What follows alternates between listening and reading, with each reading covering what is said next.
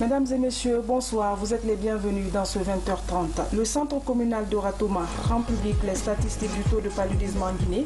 C'est à la faveur de la journée mondiale de lutte contre la maladie. Capitaine Moussa Dadis Camara, une parenthèse guinéenne, la dédicace de ce livre attendait l'événement Conakry, capitale mondiale du livre. C'est une œuvre de Yamoussa Sidibé, directeur général de la RTG.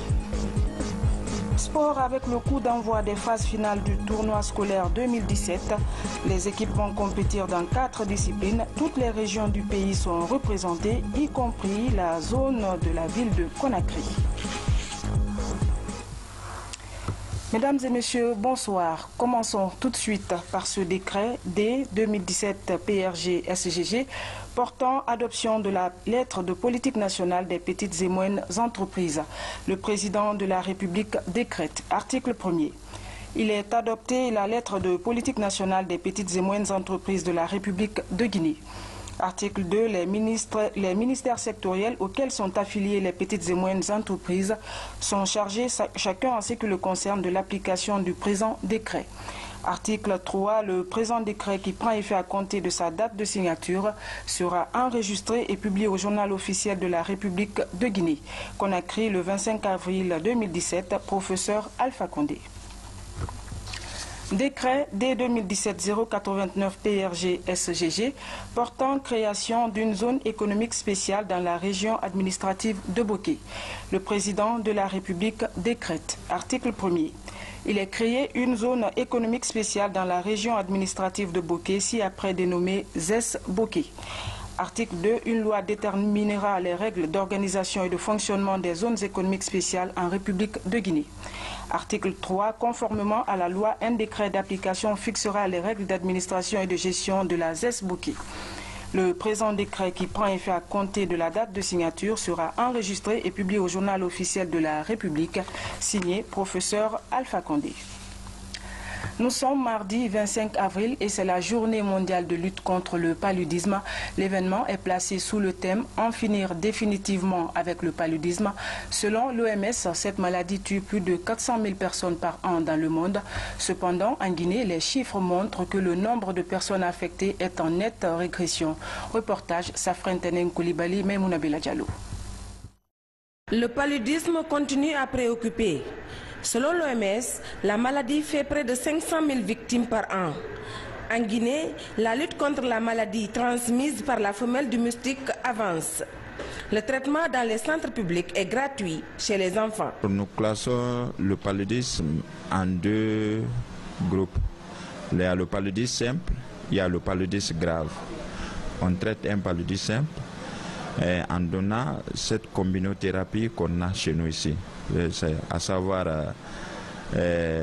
la théméter de la lumefantrine. Et si on reçoit un cas grave, ça veut dire le TDR est positif, associé au moins à 2 des signes de gravité, c'est qu'on le soumet à un traitement d'artésum. C'est de l'artéméter injectable. De 3 séances à 12 heures d'intervalle. La prévention contre le paludisme est indispensable. Les campagnes de distribution des moustiquaires imprégnés d'insecticides et la pulvérisation des maisons contribuent à la réduction du nombre de malades. Au centre médical communal de Ratoma, les dernières statistiques sont à la baisse. Pour l'année 2017, pour ce premier trimestre, c'est-à-dire janvier, février, mars, nous avons enregistré 2870 cas de paludisme suspect. Parmi ces 2870, il y a eu 1430 confirmés. Pour le mois de janvier, nous avons eu 1402 cas de palud suspect, 893 confirmés. Par mars, nous avons eu 321 cas, dont 119 confirmés. Il y a une diminution de cas par rapport à l'année dernière.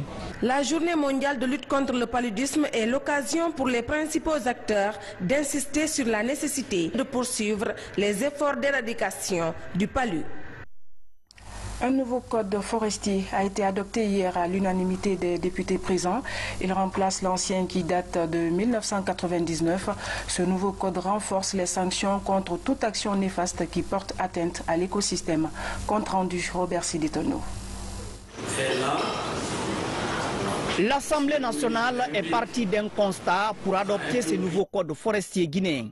D'abord, l'ancien code qui date de 1999 ne répond plus aux normes et pratiques de gestion des ressources forestières. Nous demandons au département de l'environnement de tout faire pour suivre logiquement l'applicabilité des textes d'application. La commission des fonds en charge des questions de l'environnement à l'Assemblée nationale, dans son rapport, félicite le ministère de l'Environnement pour sa volonté affichée dans la poursuite des infractions dont les pénalités passent de 5 millions à 5 milliards de francs guinéens.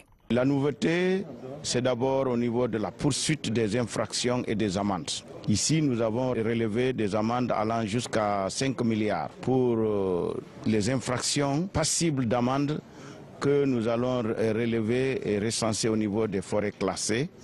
Et tout ce qui concerne la destruction des forêts classées, et tout ce qui concerne les comportements désobligeant des citoyens vis-à-vis des forêts classées, tout ce qui concerne l'exploitation industrielle, l'exploitation artisanale de nos ressources forestières, les feux de brousse sont sévèrement réprimés dans ce code, allant jusqu'à paiement des amendes jusqu'à 250 à 300 millions pour les feux de brousse. Dans les débats, plusieurs questions ont été relevées par les députés, au nombre desquelles la clé de répartition des ressources mobilisées par le Fonds forestier national, les impacts négatifs de la société forêt forte sur la vie des populations guinéennes et la dégradation des forêts dues à l'exploitation des mines, la corruption et l'impunité. Des questions auxquelles la ministre de l'Environnement a apporté quelques éléments de réponse avant de se féliciter de l'adoption de ce nouveau code forestier. Les prochaines étapes seront, comme je l'ai dit tantôt, la vulgarisation de ce code à travers tout le territoire national. Aussi bien au niveau des autres sectoriels, au niveau des ONG, au niveau des préfets, des sous-préfets, jusqu'à l'échelle le plus bas. L'attention est maintenant tournée vers l'élaboration par le gouvernement du test d'application du code forestier et sera suivi de la promulgation et la publication par le président de la République de ces codes dans le journal officiel de la République. En séjour à Ouagadougou, dans le cadre de la grande commission mixte de coopération Burkina-Guinée, le général Bourema Condé a été reçu ce mardi au palais de la République Kosiam par le président du Faso, Roch Marc Christian Kaboré. Le ministre de l'administration du territoire était porteur de messages du président de la République, professeur Alpha Condé, à son homologue burkinabé. Mahmoud Bari était le témoin de l'audience.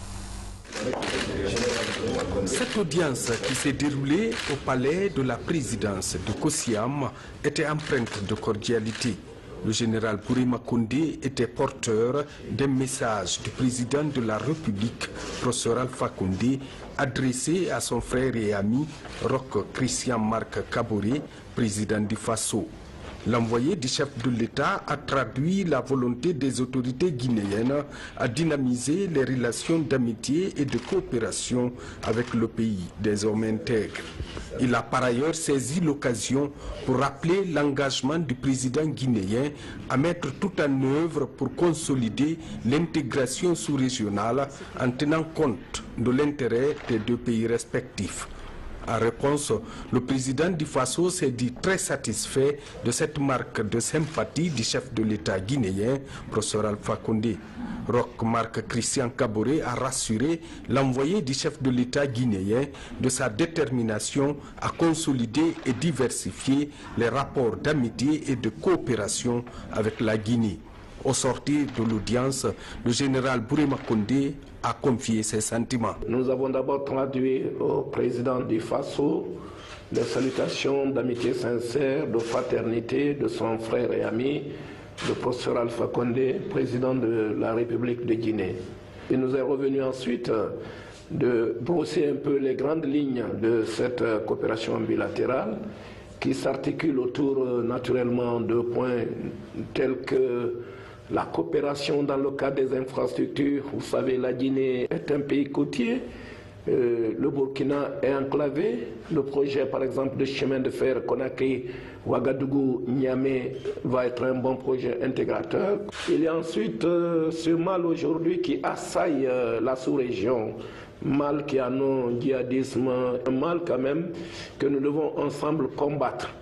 Le Burkina déjà est fortement exposé au même titre que le Niger et la Guinée. Quand la case de votre voisin brûle, dites que ma case est en train de brûler. Mais ce qui est le plus important, et c'est ce que nous avons encore une fois expliqué à son Excellence, Monsieur le Président, il ne s'agit pas de vœux pieux, de collaboration bilatérale. Il s'agit d'un cadre véritablement réaliste de suivi et de mise en œuvre de ces engagements. Le général Burima Koundé a quitté le palais de la présidence du Faso avec l'espoir d'avoir accompli une mission du président de la République, professeur Alpha Condé. À Washington, le gouverneur de la Banque centrale négocie et noue des contacts en marge des travaux des réunions du printemps du FMI et de la Banque mondiale. Avec ces deux institutions, il a été question de l'aide accordée à notre pays en matière d'assistance technique et financière. Dr Luceni Nabé est surtout parvenu à obtenir du département du Trésor un principe d'appui relatif à l'inclusion financière. Les détails avec Fatoumata Samoura. Les assemblées de printemps du groupe de la Banque mondiale et du Fonds monétaire international, c'est aussi le ballet des gouverneurs des banques centrales. À l'instar de ses pairs, Luceni Nabé participe activement à des rencontres de première importance.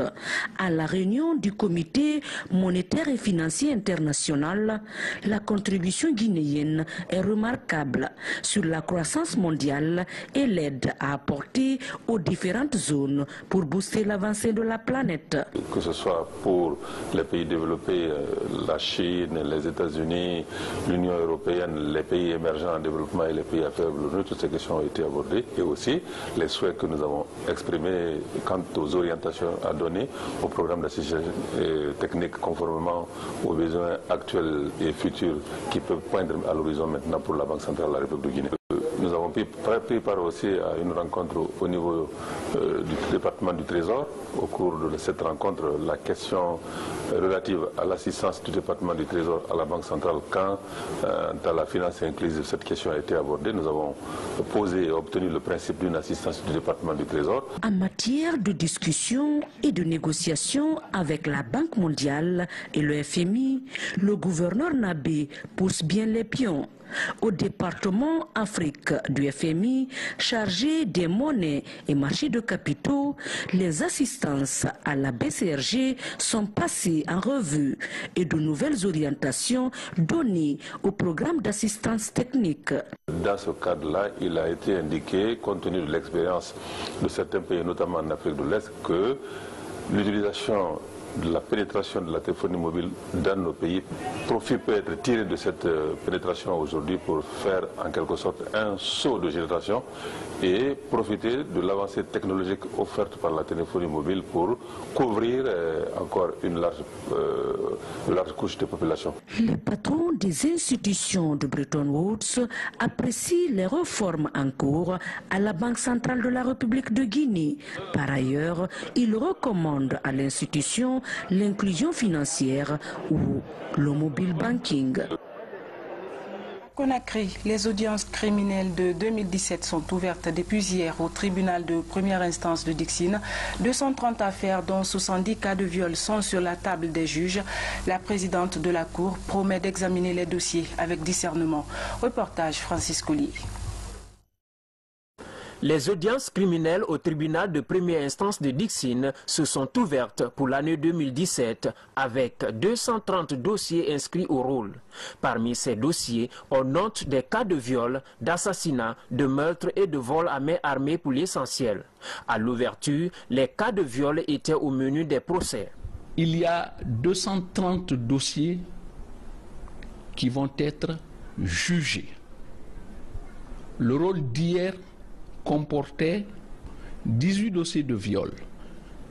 Donc les affaires ont été appelées et renvoyées à la demande des avocats qui ont estimé qu'il fallait qu'ils fassent des photocopies des dossiers pour être mieux imprégnés des affaires, afin de pouvoir utilement défendre les personnes pour lesquelles ils ont été constitués. Pour la tenue des audiences criminelles en cours, la loi du 13 août 2015 sera appliquée dans l'organisation des procès. Les arrêts de la cour d'assises étaient simplement frappés de pourvoi. Désormais, on permet au jugement rendu par les tribunaux criminels le recours en appel devant la chambre criminelle de la cour d'appel. À l'issue de l'examen par la chambre criminelle de la cour d'appel, un pourvoi peut être envisagé.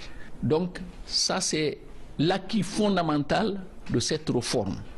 Le principe du double degré de juridiction est désormais respecté. Le procureur de la République près le tribunal de première instance de Dixine a aussi affirmé sa volonté de tout mettre en œuvre pour que le principe de l'impartialité soit appliqué dans l'intérêt des parties en procès.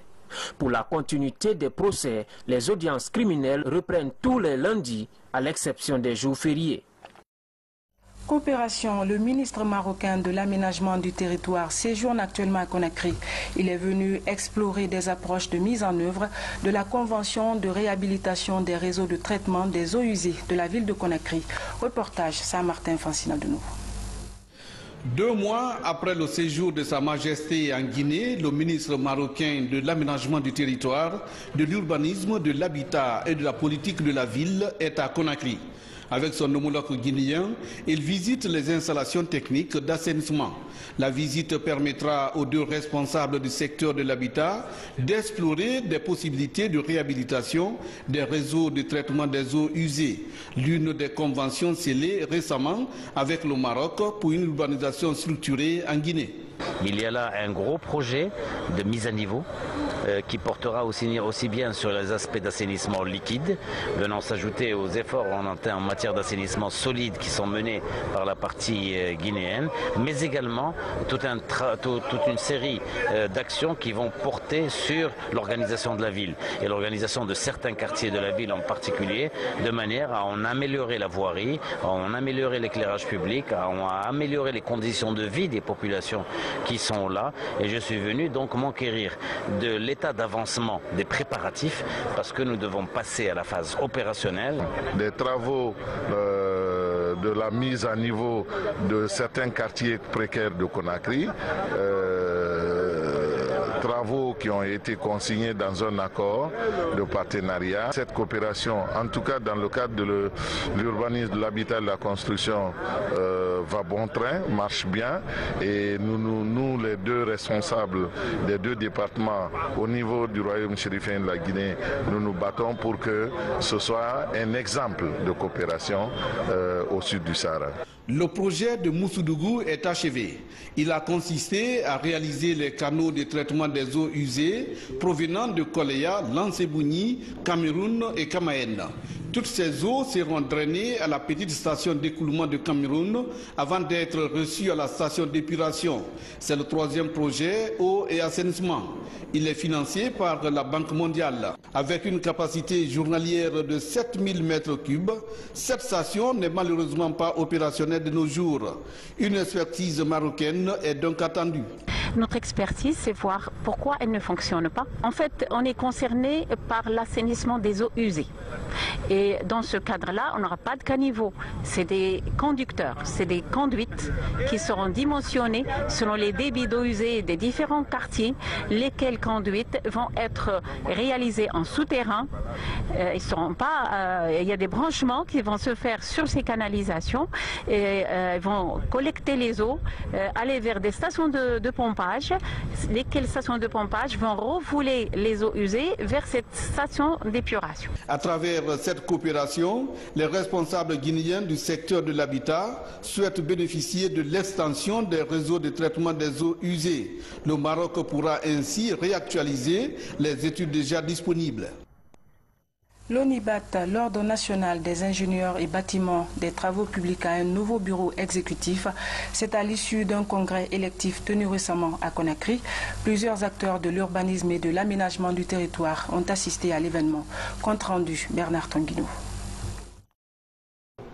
C'est un conclave qui porte sur l'élection du nouveau bureau exécutif de l'ONIBAT, Ordre national des ingénieurs de bâtiments et travaux publics.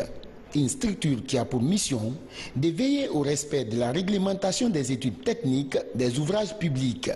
La rencontre réunit plusieurs acteurs du secteur de la construction et de l'aménagement du territoire. L'occasion pour le bureau sortant de l'ONIBAT de défendre le bilan des 2 dernières années à la tête de l'organisation. En ce qui concerne les études techniques, notre organisation a permis de mettre en place des sociétés affiliées qui, à partir de l'agrément technique, ont pu faire la différence entre les intervenants, les autres intervenants sur le terrain en matière de qualité des prestations. Au terme d'une élection séance tenante, le président sortant de l'ONIBAT est reconduit à la tête de la structure. Il devra désormais travailler avec de nouveaux membres élus au cours de cette assemblée générale.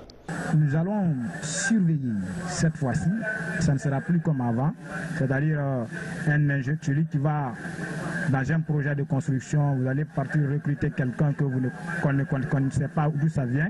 Si l'intéressé n'est pas effectivement affilié à l'ordre, les travaux vont être arrêtés et je pense que ça va réduire le risque, et ça va réduire le taux d'accidents liés à la construction et à l'habitat. Quand on doit mériter la confiance même de 2 personnes, on doit faire en sorte que ces 2 personnes ne soient pas déçues de vous et que vous devrez mériter la confiance qui vous est placée.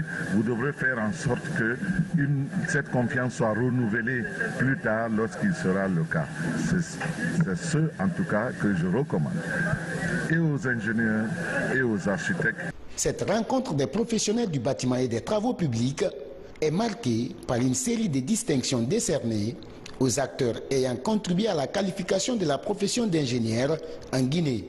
Parmi les récipiendaires, les anciens hauts cadres des travaux publics et de l'urbanisme, des opérateurs de l'immobilier et plusieurs jeunes ingénieurs. Éducation des étudiants de l'Institut universitaire des hautes études de Guinée se familiarise avec l'outil informatique. Ce cycle de formation devrait permettre à ces apprenants de renforcer leurs capacités en matière de nouvelles technologies. Reportage Maurice Sidibé. Au nombre de 94, ces étudiants de la première année de l'Institut universitaire des hautes études de Guinée bénéficient des ordinateurs. Premier du genre à l'UEG, avec ses outils informatiques, ces étudiants peuvent dorénavant s'adonner à la recherche scientifique. Je suis très émue parce que c'était une promesse que beaucoup de personnes pensaient impossible et aujourd'hui tous les boursiers de l'État ont reçu des ordinateurs. C'est très émouvant et c'est satisfaisant aussi. Le système LMD, licence master doctorat, place l'étudiant au centre de sa propre formation.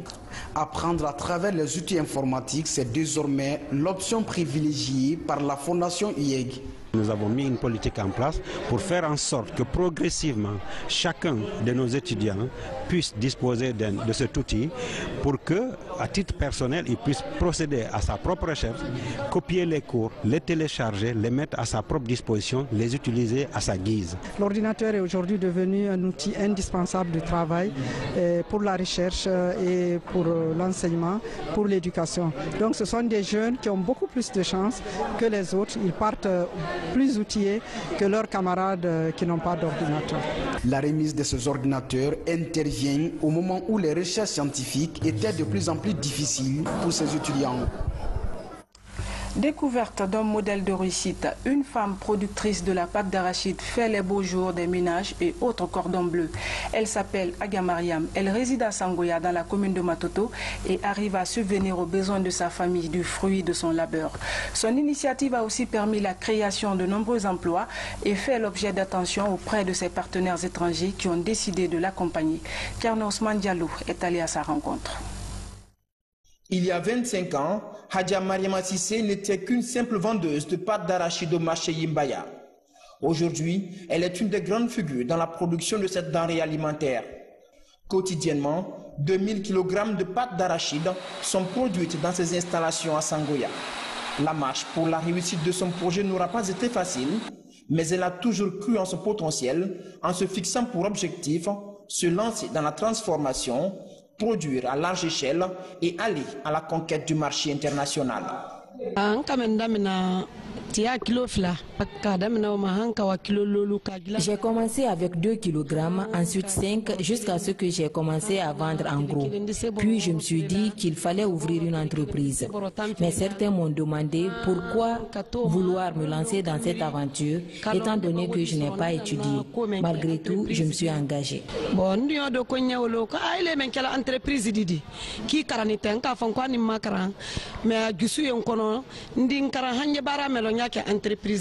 C'est en 2010 qu'elle a décidé de créer son entreprise, d'employer ses compatriotes et quelques membres de sa famille. Parmi la vingtaine de travailleurs qui concourent à la prospérité de cette unité de production, de nombreux jeunes étudiants ou diplômés. Moi, ce que j'ai fait à l'école, je me suis retrouvé dans ça aujourd'hui parce que c'est un travail que j'ai aimé. Sinon, tout le monde veut être dans des grands bureaux climatisés. Mais aujourd'hui, vous voyez, moi, je travaille ici. J'essaie de vivre, de me battre. Durant la journée, on peut faire 40 sacs. Bon, à raison de... entre nous, on peut diviser au moins 250 000. Tu vois, entre toi, au moins, chacun peut en poser 80 000 par jour ou 70 000. Après, les petites consommations, au moins tu peux économiser 50 ou bien 40 000 par jour. 7 ans après la création de son unité de production de pâtes d'arachide, Hadja Mariama Sissé bénéficie d'un soutien de taille. La Fondation Pomme de la Hollande dépêche un de ses spécialistes en transformation agroalimentaire pour l'accompagner.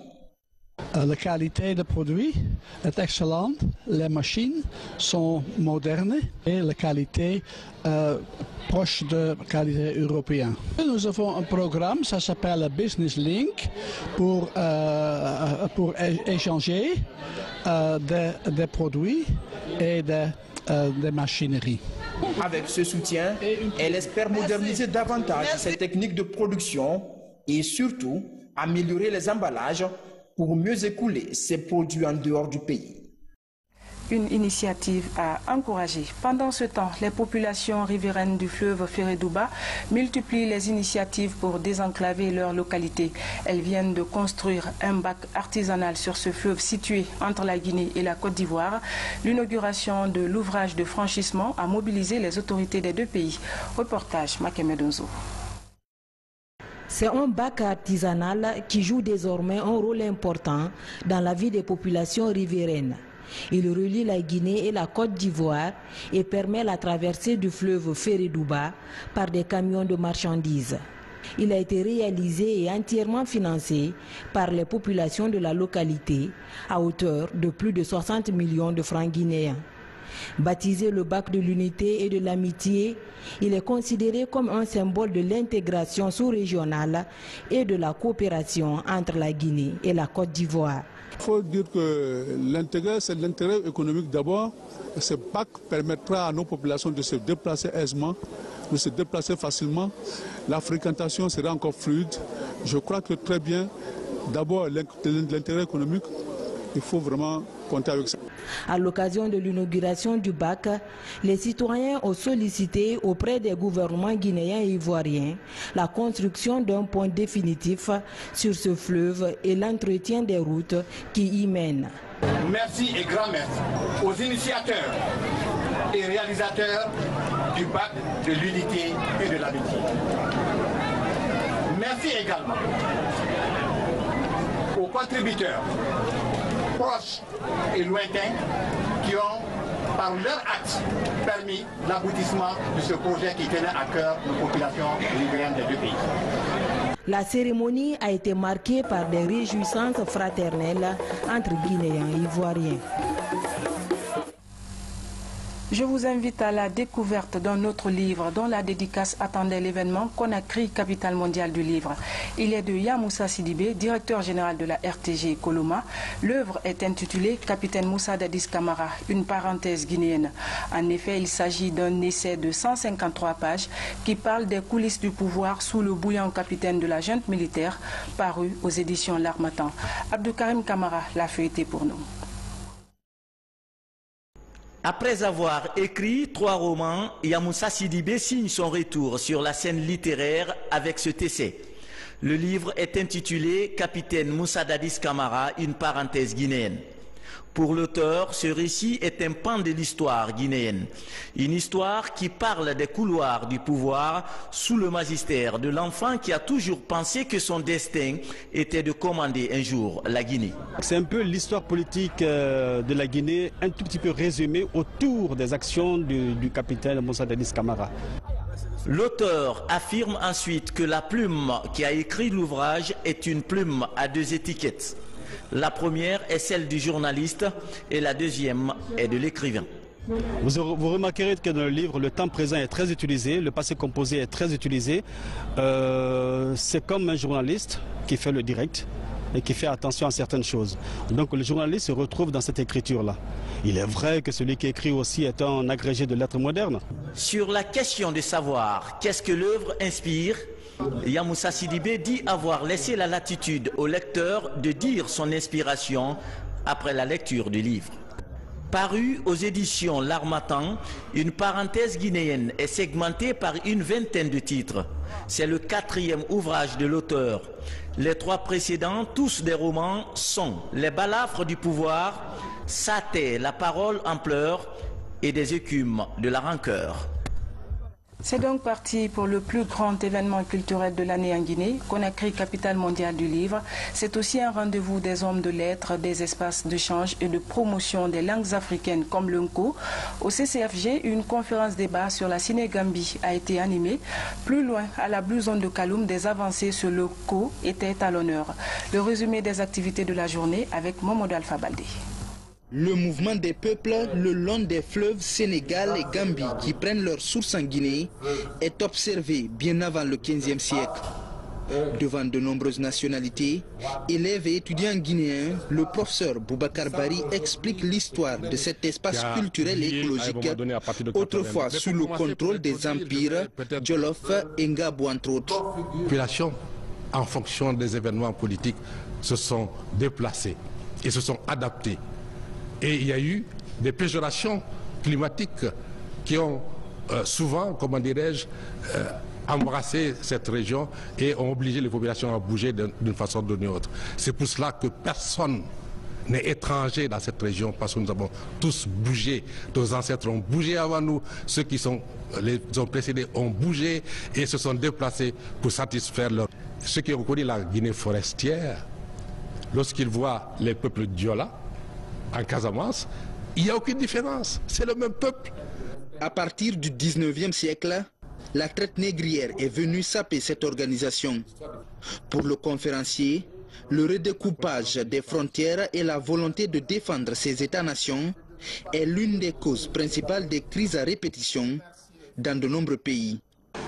À la fin du XIXe siècle, cette région a été partagée entre les colonies françaises, anglaises et portugaises et qui ont fragmenté cette région, même si par ailleurs il y a eu une certaine forme de réunification au sein de l'AOF et que à l'indépendance, nos chefs d'État ont cru bon de conserver et de maintenir l'intégrité des frontières héritées de la colonisation. Et ce qui fait que nous avons 6 États aujourd'hui qui se tournent le dos et qui sont si proches malgré tout et qui devraient passer à une unification beaucoup plus politique sous forme de fédération de 3 ou 6 États selon les possibilités afin de régler définitivement les contradictions qui existent dans cet espace. De l'autre côté, à la Blue Zone de Kaloum, les avancées d'Unco et ses 27 lettres impressionnent. Des dizaines d'ouvrages en Unco sont aujourd'hui disponibles. À l'heure des nouvelles technologies, l'Unco est aussi au rendez-vous. Ce soir, il y a un ouvrage qui est la vulgarisation de l'informatique, mais dans l'alphabet Unco. Aujourd'hui, l'écriture Unco est informatisée, donc elle est dans l'électronique, elle est dans les tablettes, on est dans l'alphabétisation numérique, on n'est plus au stade où le maître tient la craie devant un tableau noir et les élèves, mais on a les logiciels, on a les programmeurs qui sont avec nous, qui ont présenté des choses intéressantes pour la promotion de l'alphabet Unco, mais pour apprendre l'alphabet Unco à l'aide des tablettes. Donc ça veut dire aujourd'hui que nous sommes en pleine mondialisation et la mondialisation est une chance pour les langues et les écritures africaines. Les langues et écritures africaines sont généralement peu soutenues sur le continent. Les promoteurs d'Unco comptent œuvrer pour le rayonnement de cette écriture, déjà connue de par le monde, à l'image de cette délégation canadienne admiratrice d'Unco, qui a manifesté sa volonté de contribuer à l'amélioration et à la vulgarisation d'Unco. Et on termine avec du sport. Le coup d'envoi des phases finales du tournoi scolaire 2017 a été donné ce lundi au stade du 28 septembre. Les équipes vont compétir dans 4 disciplines. Toutes les régions naturelles du pays sont représentées, y compris la zone spéciale de Conakry. Pour un parcours sans faille, les médailles, équipements et trophées sont déjà prêts pour la réussite de cette manifestation sportive. Reportage Ibrahima Sori Foufana.